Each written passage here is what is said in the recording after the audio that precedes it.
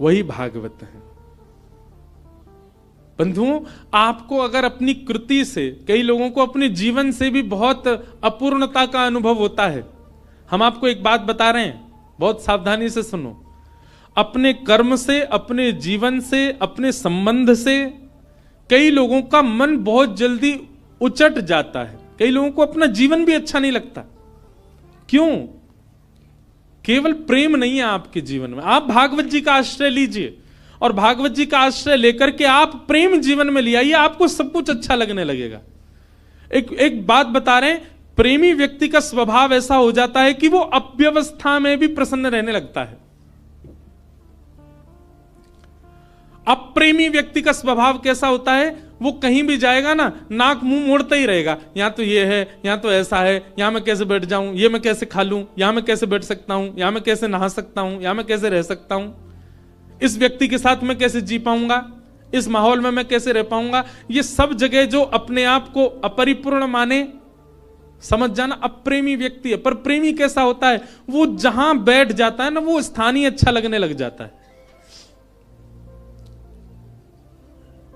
कई बार आपने कुछ ऐसे स्थान देखे होंगे, उन स्थानों पर कभी आपकी नजर ही नहीं पड़ी होगी, या उस स्थान को देख करके आपने सोचा होगा ये तो सामान्य सी जगह है, ये कौन सी बड़ी बात है।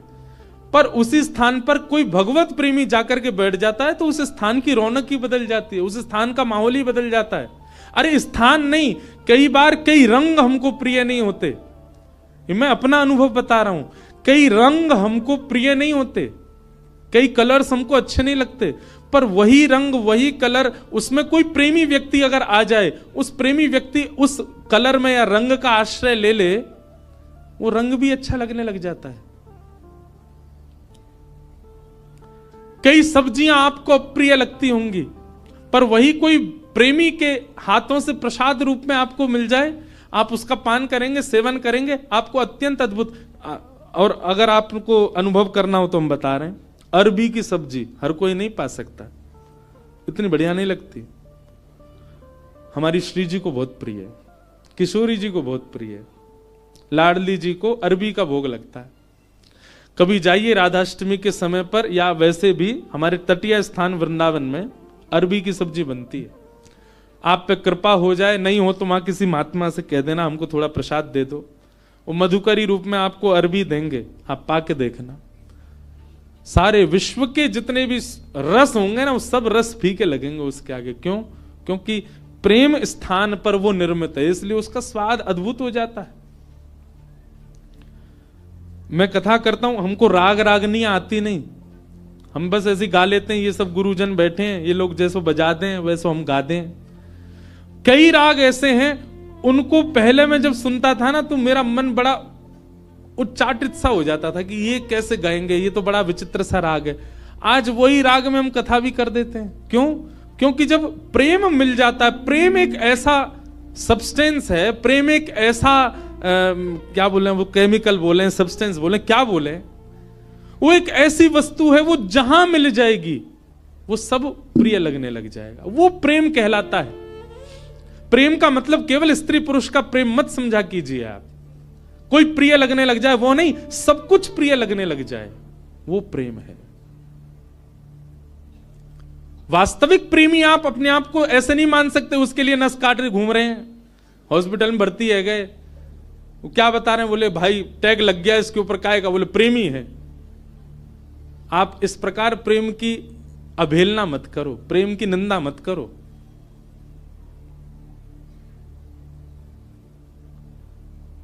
गंगा जी पे सब जगह चले जाओ, पहाड़ों में, नदियों में, सब जगह एक पॉइंट होता है, क्या वो इसको सुसाइड पॉइंट बोलते। क्यों? यहां से व्यक्ति अपने प्रेमी के लिए त्याग कर देता है, आत्महत्या कर लेता है। ये प्रेम है। प्रेम में केवल एक व्यक्ति प्रिय नहीं लगता, प्रेम में सब कुछ प्रिय लगने लग जाता है। बुद्ध, भगवान बुद्ध प्रेमी थे। एक मदिरा पान किया हुआ व्यक्ति जिससे सब दूर भागते हैं, नाली में पड़ा था और बुद्ध भगवान ने उसको देख लिया, अपने शिष्यों से कहा तुरंत इसको निकालो यहां से। कोई पीछे जा रहा, कोई आगे जा रहा, सोच रहे हैं, विचार कर रहे हैं, नाली में पड़ा है, दुर्गंध आ रही है, इसने पी भी रखी है। स्वयं भगवान बुद्ध लग गए उसको निकालने में। शिष्यों ने कहा, बोले कि वो एक कुभाव वाला व्यक्ति, मदिरा पान करने वाला व्यक्ति, उसका आचरण शुद्ध नहीं, और आप उसको ऐसे बचाने लग गए, ऐसे उसको संभालने लग गए। तो बुद्ध भगवान बहुत अच्छी बात कहते हैं, तुम साधक क्यों बने हो? तुम भक्ति के पथ पर क्यों चल रहे हो? क्या तुम केवल शुद्ध लोगों से ही मिलोगे, सुधरे हुए लोगों से ही मिलोगे? अरे जो पहले से ही शुद्ध हैं, जो पहले से ही सुधरे हुए हैं, उनके बीच बैठ करके तुमने क्या नया कर दिया? तुम वैष्णव इसलिए बने हो, तुम भक्त इसलिए बने, तुम साधक इसलिए बने, जो अपवित्र हैं उनको पवित्र करने का भाव तुम्हारे चित्त में आए। जो अप्रेमी हैं वो प्रेमी बने, ये भाव स्वभाव तुम्हारा बने। हम इसलिए साधक बने। केवल माला देने वाला व्यक्ति को ही हम पूजें, उसी को ही हृदय से लगावें, ये हमारा स्वभाव है। सबको लगाना है, सबको उस पथ का राही बनाना है, इसलिए हम वैष्णव बने। अंगुलीमाल की कथा सबने सुनी होगी। एक राक्षस था, मानव था पर राक्षस के स्वभाव का था। उस पर्वत पर रहता था, उस पर्वत के आसपास कोई भी मानव उसको दिख जाता था, उसको मार करके उसकी उंगली काट करके अपने गले में माला बना के पहनता था, इसलिए उसका नाम था अंगुलीमाल। इतनी सारी उंगलियों की माला उसने पहन रखी थी, उसका रूप देखते ही भाग जाते थे लोग। भगवान बुद्ध जा रहे थे और जैसे ही मार्ग पर जाने लगे तो एक गांव पड़ा। गांव के लोगों ने कहा, भगवान आप सीधे ना जाकर के थोड़ा दाएं होकर के जाइएगा। क्यों? सीधे जाएंगे तो आगे एक पर्वत पर अंगुली माल रहता है, वो लोगों को मार के उनकी उंगली काट के अपने गले में पहन लेता है। भगवान बुद्ध बोले उसके पीछे कारण, बोले वो अपना बल बताना चाहता है, देखो मैंने इतने लोग मार दिए, इतनी उंगलियां मत, इतने लोग, इतना बल है मेरे पास।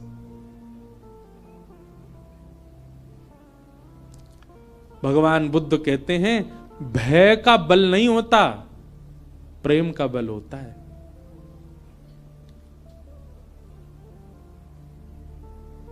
भय से जो अपने बल को आपके चित्त में प्रतिष्ठित करे वो बहुत लंबे समय तक नहीं रह सकता, लेकिन प्रेम से अपने आप को आपके चित्त में जो अवस्थित करे वो मरते दम तक आपके चित्त में रहेगा। मानस जी में एक बहुत अच्छी लीला आती है कि राम जी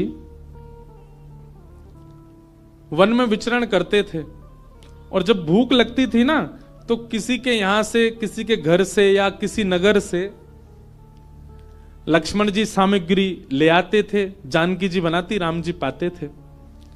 लेकिन ऐसा वर्णन आता है कि कई बार लक्ष्मण जी को सामग्री नहीं मिली और वनवासी थे तो उनके पास धन भी नहीं था, भाई दे के ले लें।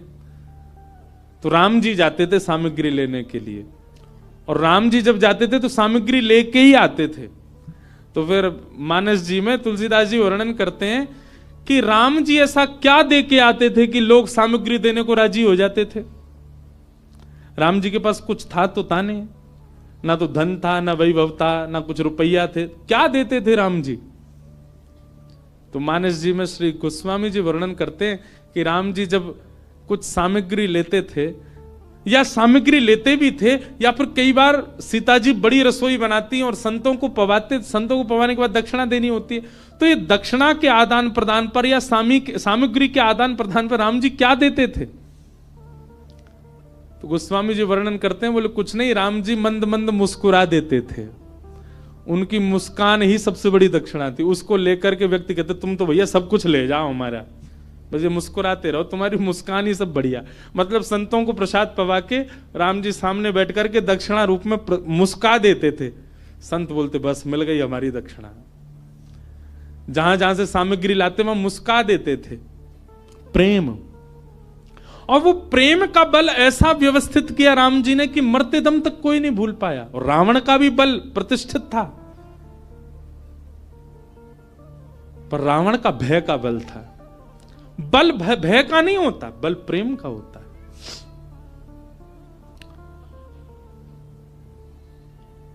बुद्ध भगवान चले गए उसी मार्ग पर जहां अंगुलीमाल था। जैसे ही पहुंचे पर्वत के ऊपर, अंगुलीमाल ने दूर से ही कहा, मैं साधु सन्यासियों का बहुत सम्मान करता हूं, पहले तुमको सचेत कर रहा हूं, मार्ग बदल दो अपना, मेरे पास आ गए तो तुम्हारा सर धड़ से अलग कर दूंगा। मैं चेतावनी दे रहा हूं, मेरे पास मत आना। पर बुद्ध रुके नहीं, सीधे चले गए। तुम जानते नहीं हो मुझे, क्यों चले आए हो मेरे पास? और क्रोध में भर के थोड़ा और चेतावनी देने के लिए अंगुलीमाल एक वृक्ष के नीचे खड़ा था, उस वृक्ष की डाल पकड़ करके जोर से खींच ली, डाल टूट गई। बुद्ध भगवान मंद मुस्काते सामने खड़े हो गए। अंगुलीमाल तुम देख नहीं रहे हो? अंगुलीमाल बोला, तुम देख नहीं रहे हो मैं कितना बलवान हूं? और तुम चले आ रहे हो, मैं तुमको मना कर रहा हूं, फिर भी रुक नहीं रहे हो। डाल हाथ में पकड़ करके खड़ा था। बुद्ध भगवान बिल्कुल सौम्य भाव से उसके समीप गए और कहा, ये डाल तुमने तोड़ी? बोले हां। अब इसको जोड़ दो, जहां से तोड़ी है इसको वहां लगा दो पुनः। अंगुलीमाल बोला, कैसी बात कर रहे हो, ये तो संभव ही नहीं है, मैं इसको नहीं लगा सकता दोबारा। बोले क्यों? जब तोड़ने की सामर्थ्य है तो जोड़ने की भी होगी। इसको जोड़ दो, यथावत जैसी थी वैसी जोड़ के दिखा दो।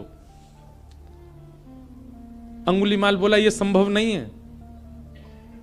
बुद्ध भगवान कहते हैं, जिसको तुम जोड़ नहीं सकते उसको तोड़ने का अधिकार तुमको किसने दिया? इतनी उंगलियां गले में पहन करके घूमते हो, तुमने इतने लोगों को मार दिया, अकेले इस पर्वत पर रहते हो, पूरी दुनिया तुमसे भय खाती है। सोचो, विचार करो अंगुलीमाल, जितनी उंगलियां तुमने गले में पहनी हैं, प्रेम से यदि इतने लोगों को अपने संग में रखते, पूरी दुनिया पूजती आज तुमको। अपने प्रेम स्वभाव से इतने लोगों का संग पाते तो तुम ज्यादा बलवान होते, लेकिन तुमने उनको मार दिया, उनकी उंगलियां डोल रहे हो लेके गले में। अगर इतने लोग तुमने जोड़े होते खुद से तो तुम श्रेष्ठ माने जाते। और इतना कहकर के बुद्ध चले गए। अपनी कुटिया पर जाकर के रुके, पीछे देखा ही नहीं। कुटिया पर जाकर के जब पीछे देखा, अंगुलीमाल चरणों में गिर गया। बुद्धम शरणम गच्छामि, मुझे क्षमा कर दो भगवान, और सदा के लिए उनके हो गए। यह है प्रेम।